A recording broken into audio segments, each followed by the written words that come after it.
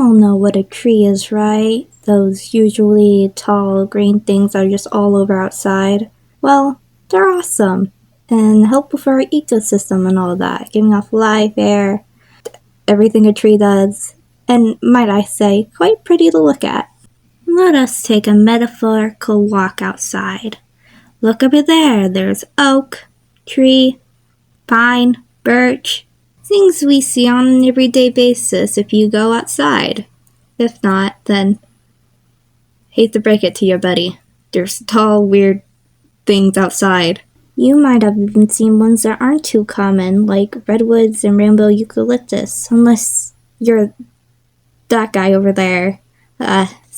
Silas, take him away. Now that's done with. Let me try and span your mind bubble. There's trees you probably have never seen or even heard about before, and I'm here to help with that. Hello there, I'm Rempy, and let's talk about some very cool looking trees. First on our list, we have the dragon's blood tree, otherwise known as Dracona cinnabari. You might have heard of this tree before, or searched up cool trees once, and clicked on a few articles. This guy was probably the first one discussed, and there's a good reason for that.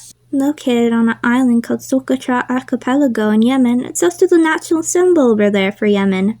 Now, can you guess why it's nicknamed the dragon blood tree? A. It eats people, only leaving a mess of blood behind. B. It eats dragons, leaving only a mess of blood behind. C. Its sap is a deep red color. Or D. All of the above. I'll give you about 1 second to answer. Oh, there it goes. Did you guess right? Let me see if your guess was D. You're wrong. It's C. Its sap is the reason why this tree is called dragon's blood in the first place. And like the name suggests, it is deep red color, like blood, a very unique feature of this tree. Then if you look up, you'll see the very cool compact leaf top, which is also a very unique feature and makes this tree look like it should be the dinosaurs, but it's not, and it's here with us, and that's pretty awesome, I would say. Back to the sap. It was quite valuable for ancient times and for the residents of the island, using it for dye, pottery, and basically a remedy to all. They put it on wounds, digesting it, and using it as a breath mint, all that jazz. And then the 18th century rose up, now using the sap to varnish violins and toothpaste. Imagine brushing your teeth with an ingredient called dragon's blood. Well, you don't need to imagine that, because to this very day it's still being used for toothpaste. This tree also produces a small edible berry-like fruit, which also is effectively named dragon's blood. The first ever description of cinnabari was from a Lieutenant Winstead of the East India Company from a survey back in 1835. It was then named Procarpus draco until 50 years went by and a Scottish botanist named Isaac Bailey Beaufort made the formal description of the tree. And now we have what we have now. This tree is part of the Dracona family, which is why it's in its name. There's actually only 6 of its species that are trees, all called dragon trees, by the way. The other 200 are bushes, succulents, and corn. There's basically a Dracona for everyone and everything. You might even have a Dracona in your care right now, if you're an avid plant lover. Even I, Rempy, have someone from the Dracona family. This is Leb, my lucky bamboo, which I love with all my life. Don't tell her, but Dracona cinnabari is so much cooler than Dracona the lucky bamboo. Anyway, along with lots of other plants on Socotra, cinnabari may have been deprived from Tindia flora, and is considered a remnant of the Mild-Pericene Laurentian subtropical forests that are now almost extinct because of, well, land drying out and basically turning it close to a desert then of subtropical forests. Speaking of that scary word extinct, this tree is marked vulnerable. That means it's threatened.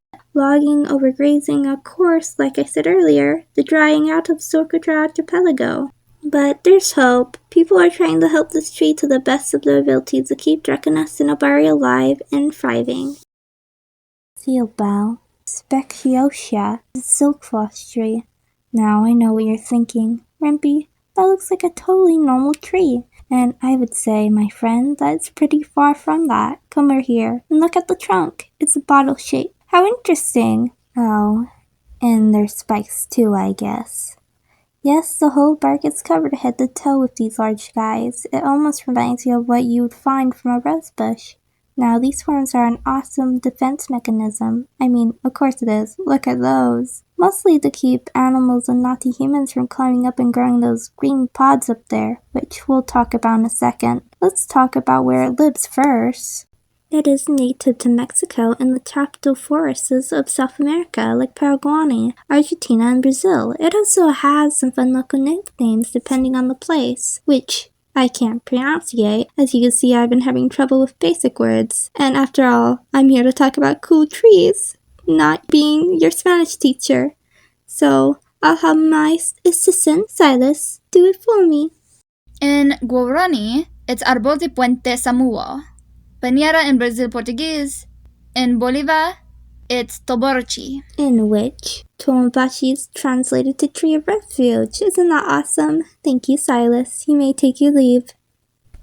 And my personal favorite is the Spanish nickname, Palo Bracho, which is translated to drunken sick in English. This tree is not just cool but beautiful. Right now, Subia speciosa is in its summer body, ready to relax. Let's turn it back to spring. Ta-da! Look at those gorgeous hued flowers, looking almost like a hibiscus, that comes in a multitude of colors depending on the tree. It could be white, magenta, red, and what we have right now, a snowy pink color. Now back to those green pods, which now there's not much of. I should have thought about that sooner. Oh well. This tree, although mostly ornamental purposes here in America, in other places it does have its purposes. Since it's a fruit-bearing tree, those green pods up there actually have cotton and seeds inside them, which is historically used for stuffing pillows and mattresses, and other stuff, of course. That cotton is not the best of quality, though, especially compared to the other species of this tree. It is still a very beautiful and unique tree, though, and if the fruit is not picked, it will eventually lose that hard shell, leaving the cotton and seeds to slowly disperse in the wind. So this is the end. I only talked about 2 trees. And yet here I am. Well, it's not my fault. Originally there was going to be a 3rd tree, but if you ever use CapCut as your main editing source, it sucks. It really does suck. The audio clips were going everywhere, so I decided to end it off on tree number 2. I'm so sorry. Well, I had fun. Did you? What's your favorite tree? Mine is personally the dogwood tree, which is very pretty if you've ever seen one. If you like this video, you should like and subscribe and maybe write a nice comment or give me some fun facts about trees you like. This was Rimpy, now walking out the exit door. Mwah!